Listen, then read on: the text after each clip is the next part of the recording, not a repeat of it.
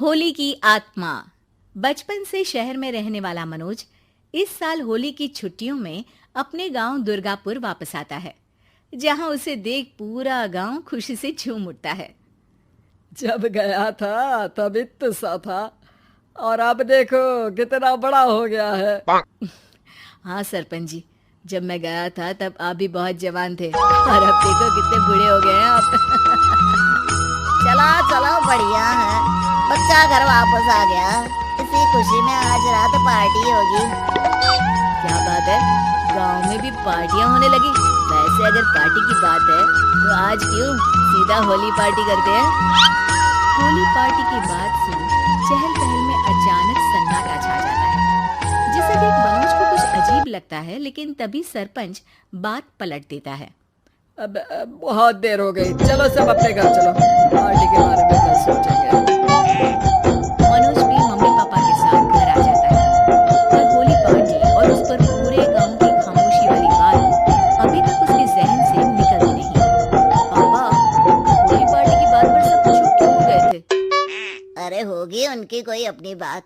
मुझे गांव की पंचायत ही थोड़ी पता है। थक गया हूँ, चलो सो जाते हैं, कल बात करते हैं। पापा की बात मानते हुए मनोज भी सोने चला जाता है। आज तो छुपा लिया, लेकिन हफ्ते बाद जब होली का दिन आएगा तब इसे कैसे रोकोगे? अगली सुबह सूरज के साथ ही मनोज भी गांव घूमने निकल जाता है, जिस पर रास्ते में उसे अपनी ही उम्र के कुछ लड़के भी मिलते हैं, जिनसे दोस्ती कर अब वो उनके साथ घूमने लगता है। इसी तरह कुछ दिन बीत जाते हैं और होली नजदीक आने लगती है। दोस्तों, होली में 4 दिन ही बचे हैं, पर गांव में उसकी कोई तैयारियां क्यों नहीं दिख रही? क्योंकि यहाँ होली नहीं मनाई जाती। अरे पर ऐसा क्यों? वो राजा भूषण। अरे तुम 4 दिन के लिए आए हो, क्या इतना सोच रहे हो? चलो कुछ खाने चलते हैं। इसी के साथ एक बार फिर होली की बात को टलते हुए देख मनोज को शक होने लगता है। वो घर पहुंचते ही इंटरनेट पर अपने गांव और राजा भूषण के बारे में जानकारी निकालने लगता है। क्या? मुझे आज तक ये नहीं पता था। ऐसा कैसे? किसी ने मुझे कुछ बताया क्यों नहीं? सारी जानकारी लेने के बाद मनोज गांव वालों या अपने मम्मी पापा से कुछ पूछे बिना खुद ही उसकी सच्चाई के बारे में छानबीन करने लगता है, जिसके चलते वो राजा भूषण की हवेली में पहुंचता है। वाह, क्या हवेली है यार। पर क्या यहाँ सच में कोई भूत है? हेलो भूत जी, कोई है क्या? हम इस साल गांव में होली सेलिब्रेट कर रहे हैं, क्या आप उस पर थोड़ा इंटरव्यू देंगे? मनोज के ऐसा बोलते ही गांव में तूफान उठ जाता है और हवेली में रखी सारी चीजें हिलने लगती है। एक अदृश्य शक्ति मनोज को धक्का देकर हवेली से बाहर निकाल दरवाजा बंद कर लेती है। ये सब देख मनोज हैरान रह जाता है। क्या अभी मुझे हवा ने धक्का देकर बाहर निकाल दिया? मेरे होते हुए इस गांव में कभी होली नहीं मन सकती, इसलिए दोबारा ऐसी कोशिश भी मत करना, अंजाम बुरा होगा। आवाज सुन मनोज हैरानी से इधर उधर देखने लगता है, पर उसे कोई दिखाई नहीं देता। वो गांव वापस आ जाता है, जहां तूफान की वजह से सब कुछ तहस महस हो चुका होता है। आखिर ये तूफान आया कैसे? ना ऐसा कोई मौसम था और ना ही हमने होली का त्योहार मनाने की बात की थी। सरपंच की बात पर कोई रिएक्शन दिए बिना मनोज चुपचाप अपने घर चला जाता है। इस तरह देखते ही देखते होली का दिन भी आ जाता है और मनोज रंग लेकर गांव में निकल जाता है, लेकिन गांव पूरी तरह खाली होता है। अरे त्योहार का दिन है, धूमधाम की जगह मातम क्यों मनाया हुआ है? मनोज की आवाज सुन सब अपने घर की खिड़कियां खोल के घर के अंदर से ही उसे वापस जाने के लिए कहने लगते हैं, पर वो किसी की नहीं सुनता। तुझे पहले भी समझाया था, अगर होली खेलने की कोशिश भी की तो अच्छा नहीं होगा।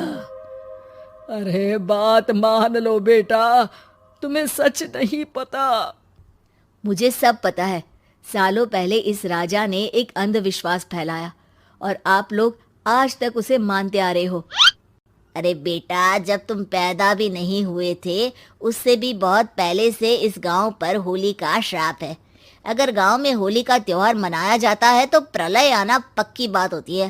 राजा भूषण इस सब में नहीं मानते थे और त्योहार मनाने लगे, जिसके चलते होली वाले ही दिन पहले उनके बेटे की और फिर उनकी मृत्यु हो गई। तभी से गांव की रक्षा के लिए उनकी आत्मा उस हवेली में रह रही है। सबकी बातें सुन मनोज उलझन में पड़ जाता है। सोचना भी मत मनोज, अगर तुमने इस परंपरा को तोड़ने की कोशिश भी की तो उसका परिणाम इस गांव और गांव के लोगों के लिए अच्छा नहीं होगा। मुझे भी यकीन नहीं हो रहा कि आप लोग एक बेतुकी बात को मानकर सालों से रंगों के त्योहार को मातम की तरह मनाते आ रहे हो।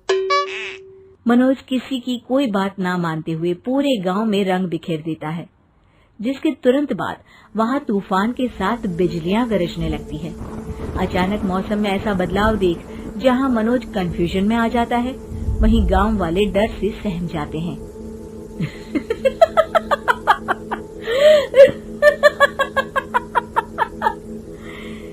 इस लड़के ने हमारे जैसे सिर्फ अपने स्वार्थ के लिए नहीं बल्कि पूरे गांव की खुशियों के लिए यहाँ होली मनाई है, जिस वजह से अब इस गांव पर होली का श्राप टूटता है।